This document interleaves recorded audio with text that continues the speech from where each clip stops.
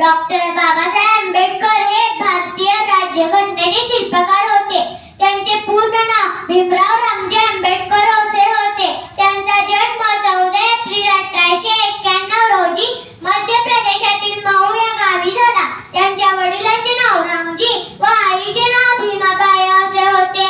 ते जीवनभर गोरगरीब, शेतीमजूर, शेतकरी, शोषित व दलितांच्या हक्कासाठी लढले. 14 ऑक्टोबर 1956 मध्ये त्यांनी बौद्ध धर्म स्वीकारला. 6 डिसेंबर 1956 मध्ये त्यांचे महापरिनिर्वाण झाले. भारत सरकारने त्यांना मरणोत्तर भारतरत्न या सर्वोच्च पुरस्काराने सन्मानित केले. एवढे बोलून मी माझे भाषण